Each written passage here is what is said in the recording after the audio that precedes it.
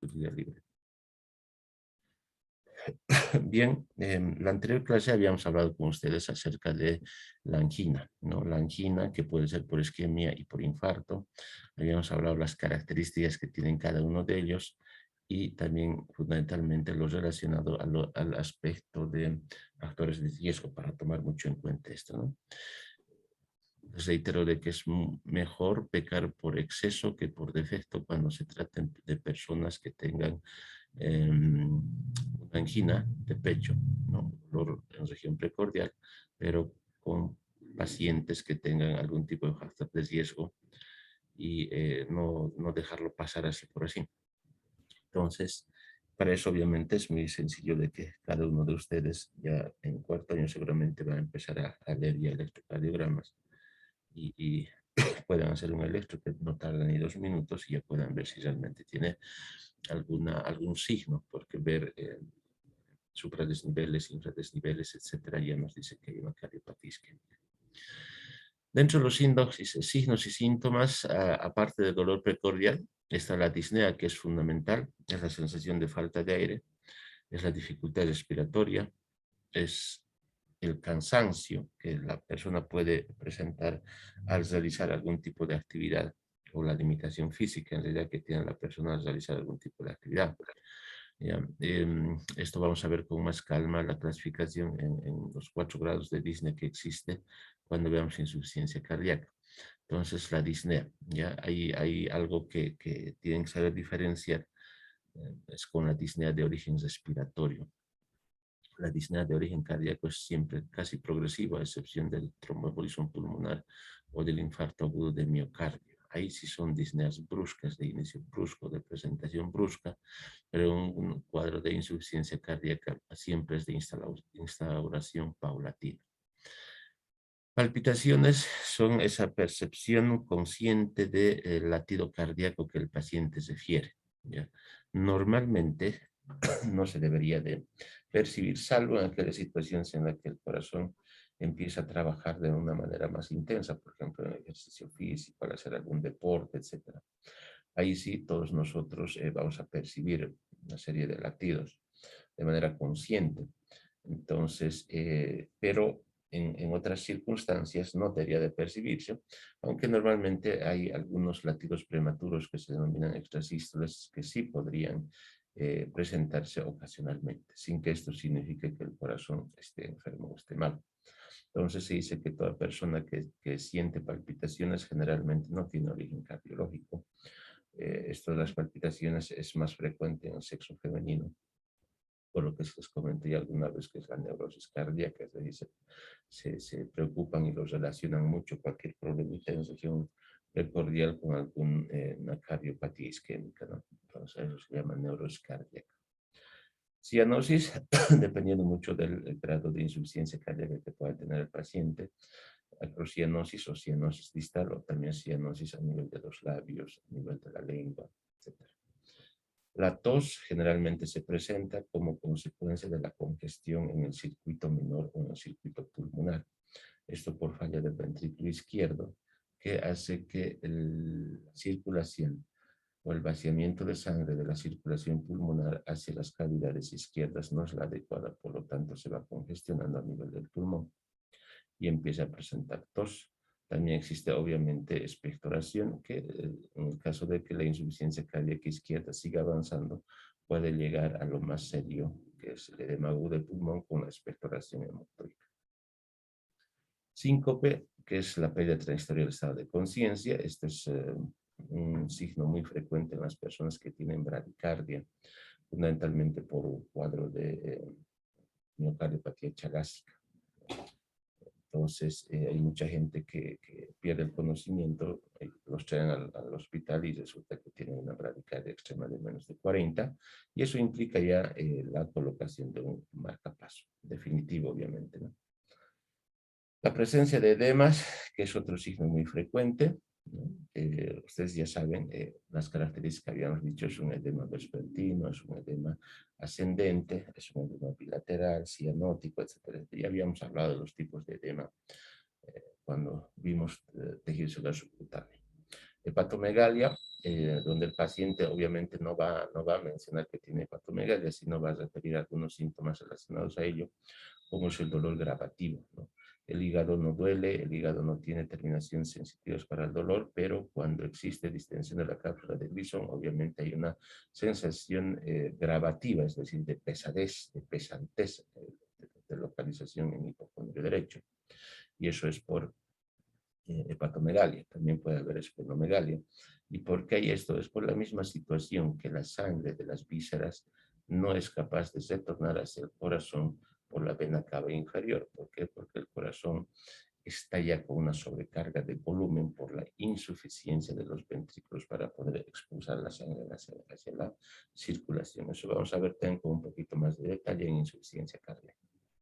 También van a encontrar ustedes trastornos digestivos. Muchísima gente va a llegar al hospital diciendo que no comen nada, que comen muy poquito, que comen 2 cucharas y ya están absolutamente llenos, que se hincha la barriga, hay eructos, hay náuseas, distensión abdominal, muchos gases, etcétera, etcétera. Y esto también se entiende por todo lo que habíamos dicho, congestión de las vísceras. Estómago, intestino delgado, intestino grueso, etcétera. Entonces, hay trastornos digestivos, tantos así que muchos de estos pacientes llegan en estado caquético, se llama caquexia cardíaca, es decir, no toleran ningún tipo de alimentación por esa sobrecarga o esa congestión en el sistema visceral. Tenemos también trastornos neurológicos que el paciente puede presentar, como ser irritabilidad, insomnio, cefalea por tironamiento de los vasos de las meninges, etcétera. Entonces el paciente se vuelve irritable, se vuelve ansioso, tiene insomnio, tiene dolor de cabeza, etc. De orden neurológico. Y también tenemos trastornos o alteraciones o signos y síntomas de índole urinario, es decir, no tiene nada que ver con una infección urinaria ni patología urinaria, pero el hecho de que exista edemas o ascitis o desgarre pleural, etc., lo que está haciendo es disminuir o contraer el volumen circulatorio efectivo. Por lo tanto, también va a disminuir el volumen de filtración renal o glomerular. ¿Esto por qué? Porque va a haber un tercer espacio, edemas, ascitis, derrame pleural, etc. Va a hacer que haya muy poco flujo de sangre a través del riñón, por lo tanto hay menor cantidad de orina que se filtra. Y al haber aquello, ¿qué es lo que va a ocurrir? Va a haber orina colúrica, orina, es decir, oscura, más tinta, va a orinar un poco más seguido, en pequeña cantidad, y además va a haber nicturia. ¿Por qué? Porque esto lo que va a hacer es que los edemas durante el reposo nocturno se absorban y obviamente en la noche pueda tener mayor frecuencia de micciones. Entonces hay varias alteraciones que son consecuencia de la falla del corazón como pompa. ¿Ya? Entonces, simplemente las hemos mencionado, no hemos querido describir todo lo que significa la presencia o la clasificación o todo lo que está referido a la semiografía que habíamos dicho en relación a los signos y síntomas de patología cardíaca. Acá tenemos una imagen donde habíamos hablado en la anterior clase de los casos de angina, secundario a isquemia o a infarto, como ven acá hay una arteria obstruida por una placa ateromatosa, luego la formación de un coágulo sanguíneo que obviamente va a determinar que no pase ya sangre hacia las fibras miocárdicas como tal, por lo tanto va a haber infarto, ¿no? O sea, la angina es una cosa, es sufrimiento simplemente, y el infarto ya es tejido necrótico. Bueno, esta imagen era para explicarles la insuficiencia cardíaca, pero ya vamos a ver posteriormente. Bien, una vez que nosotros hemos averiguado motivo de consulta o enfermedad actual con los principales signos y síntomas que presenta el enfermo, nos vamos a la segunda parte de la historia clínica. ¿Y cuál es la segunda parte? El examen físico. Entonces, dentro del examen físico, chicos, ustedes tienen que tener en cuenta lo siguiente. Primero, hay que dejar descubierta siempre la región que vamos a explorar. En este caso sería la región precordial, teniendo mucho cuidado en el sexo femenino por la glándula mamaria. Segundo, el explorador debe colocarse siempre estamos al lado derecho del paciente, ¿ya? El examen debe realizarse con la persona acostada o mejor reclinado en la camilla o en la cama. Tanto es así que nosotros vamos a hablar de algunas posiciones o posturas que el enfermo debe adoptar para facilitar un mejor examen del aparato cardíaco. Y la exploración se hará a través de los 4 procedimientos clásicos que ya conocen: inspección, palpación, percusión y auscultación. Lo primero en la inspección es que ustedes tienen que acordarse de lo que habíamos hablado en el examen físico general. ¿Se acuerdan, no es cierto? Actitud, facies, posición o postura. Entonces, habíamos dicho que los pacientes que tienen alteración de la parte cardiológica generalmente están en posición de Fowler o semi-Fowler, y de acuerdo a las características anatómicas que hayan originado esa falla de bomba, veremos nosotros la facies mitral, la facies aórtica, la facies pletórico-congestiva, en los casos de poliglobulia, etcétera, etcétera. Entonces, a eso se refiere la inspección o el examen físico general a través de la inspección. Una vez que hacemos eso, que es muy, muy sencillo ver en qué posición o postura está el paciente, nos vamos directamente a la región precordial, ¿no? Esa zona donde anatómicamente se tiene proyectado hacia el corazón, en el lado izquierdo. Entonces, ¿qué es lo que vamos a ver nosotros? Primero, obviamente, es igual que en la parte respiratoria, van a hacer la inspección estática y la inspección dinámica. La inspección estática se refiere a todo lo que es la coloración de la piel, la arquitectura de la región. ¿Se acuerdan que habíamos hablado también en la configuración externa del tórax, tipos de configuraciones del tórax, tórax anormales, ¿no? Pectus excavatum, pectus carinatum y todo lo demás. A eso se refiere, ¿ya? Cuando nosotros vemos los fenómenos visibles de la región precordial, se denomina inspección estática. Coloración de la piel, arquitectura, configuraciones, alguna lesión, etcétera, etcétera. Luego tenemos la inspección dinámica. Y la inspección dinámica, es decir, solamente a través de la mirada, nos permite a nosotros ver un solo aspecto que es muy importante, que se llama choque de la punta, o latido apexiano también se llama en algunos libros que ustedes van a encontrar. Entonces, el choque de la punta no es nada más que un movimiento pulsátil o de latido que se puede presentar en la región precordial. Fundamentalmente, su localización es a nivel del quinto espacio intercostal izquierdo, línea medio clavicular. Esa es la posición normal del choque de la punta, ¿ya?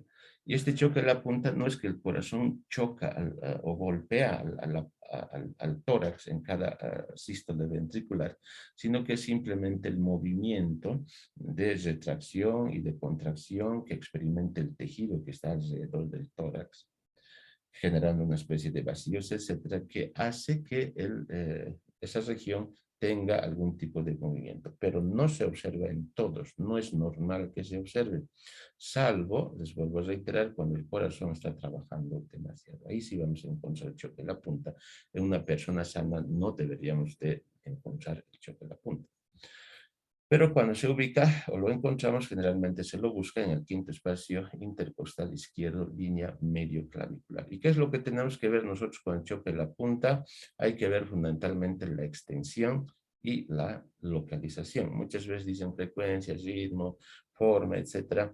Esto es fundamentalmente cuando encontramos algún tipo de anormalidad en el latido, latidos tan intensos que parecería que es una especie de golpe intenso y de localización desplazada fuera de esa ubicación normal, y además de que territorialmente abarcaría un terreno más extenso. Fundamentalmente, cuando hablamos de cardiopatía dilatada, es decir, cuando el corazón está muy aumentado de volumen. Entonces, lo más importante acá es que el choque de la punta, chicos, tienen que encontrarlo ustedes en el quinto espacio intercostal izquierdo. En el niño es mucho más arriba, cuarto espacio intercostal izquierdo, y en el anciano en el sexto espacio intercostal izquierdo. ¿Por qué? Porque el corazón se verticaliza, es decir, el corazón es mucho más delgado y por lo tanto cae más hacia abajo de manera vertical. Por eso está en el sexto espacio intercostal, sobre la línea medio clavicular, exactamente en el foco mitral. ¿Cuál es la extensión? Que eso es lo que nos interesa también. En algunos libros van a encontrar 1 o 2 centímetros, pero en otras realmente decimos que 2 a 3 centímetros de diámetro es la situación o la extensión del choque de la punta de manera normal. Pueden encontrar ustedes otro tipo de situaciones también que nos indiquen que el corazón esté desplazado, por ejemplo, en las personas de manera normal, estoy hablando, ¿no? No cuando su corazón esté mal o enfermo. En las personas obesas, por ejemplo, ¿no? Hay demasiado panículo adiposo, demasiada grasa en el abdomen que desplaza el diafragma hacia arriba y, por supuesto, el corazón tiende a desplazarse hacia arriba y hacia afuera. O en las personas muy delgadas o muy flaquitas o en los longilíneos, el corazón generalmente está en gota, ¿ya? Es decir, más vertical. Por eso está mucho más abajo y más adentro. Y obviamente, de acuerdo a la posición que el paciente adopte, ya sea de cúbito lateral izquierdo, de cúbito lateral derecho, obvio que el corazón también va a cambiar y el choque la punta de situación o de esa situación que habíamos mencionado. Entonces, este hecho de la intensidad y la extensión del choque en la punta depende mucho del grosor de la pared, estamos hablando de la pared del tórax, del tamaño del corazón y de su fuerza de contracción. De acuerdo a estas tres cosas es que nosotros podemos encontrar el denominado choque de la punta o latido apexial. Entonces son tres cosas que participan en la presentación o no del choque de la punta. Así de sencillo, chicos.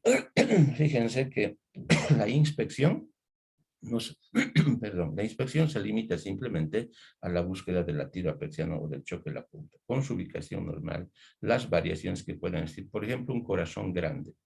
Si usted se encuentra en un latido o un choque en la punta que no esté en el quinto espacio intercostal, sino que esté en el sexto y que esté desplazado hacia afuera, por ejemplo, en la línea axilar anterior, ya ustedes con eso tienen toda la seguridad de que el paciente tiene un corazón grande. Cardiomegalia estoy hablando, no que es una persona buenita y que tiene un enorme corazón, no, no. Tiene cardiomegalia, eso quiere decir, ¿ya? Muy bien, después de la inspección, otra cosa tan sencilla como es la palpación. Para la palpación nosotros, es el segundo método semiológico, lo único que tenemos que ver es dos cositas simplemente, aunque van a ver que menciona otro tipo de circunstancias más, pero lo más importante es esto, el mismo choque de la punta y el estremecimiento catario, el frémito o el tril. Después se puede buscar estas cosas, vibraciones valvulares palpables, choques valvulares, cuando las válvulas están calcificadas, ¿no? Fundamentalmente la válvula aórtica, se podría encontrar vibraciones valvulares, o cuando hay pilares de las válvulas sueltas, ¿no? Perforadas, también se podría encontrar, o cuando alguien tiene válvulas protésicas, por ejemplo, también se puede encontrar ese tipo de situaciones, las vibraciones valvulares, etcétera, etcétera. Pero lo más común que nosotros vamos a encontrar a través de la palpación, si en la inspección hemos dicho choque de la punta, entonces a la palpación tenemos que buscar también el choque de la punta, además del estremecimiento catario. ¿Qué significa choque de la punta? Ya habíamos mencionado, pero ¿cómo hacemos para aquello? Palpamos toda el área precordial con la palma de la mano. Vamos a tener que palpar la punta del corazón, la región sifoidea, siguiendo el borde derecho, el borde izquierdo, la base del apéndice sifoides o del esternón, y la palpación obviamente es mucho más sensible con la palma de la mano. En cambio, los dedos es mucho más sensible para las pulsaciones o para los latidos. Y fíjense en esta imagen cómo se hace la palpación. Acá está con toda la palma de la mano y acá está haciendo simplemente el choque de la punta con uno o dos dedos. ¿Por qué? Porque es mucho más sensible, ya les acabo de mencionar, que para hacer aquello, para la percepción de los latidos o pulsaciones, el pulpero del dedo es mucho más sensible, ¿ya? Y cuando habíamos dicho movimientos pulsátiles, el choque en la punta y otros, nos estamos refiriendo a que el mismo choque en la punta, el latido apexiano que hemos encontrado en el quinto espacio intercostal a la inspección, se supone que a la palpación tenemos que encontrarlo en el mismo lugar, ¿ya? Y si está más desplazado o ha cambiado de lugar, obvio, a la palpación también tenemos que encontrar aquello. Por eso, cuando uno examina la región del tórax, dice a la inspección, algunos decimos directamente, se observa y se palpa choque la punta. Es decir, en uno estamos hablando de lo que es la inspección y la palpación.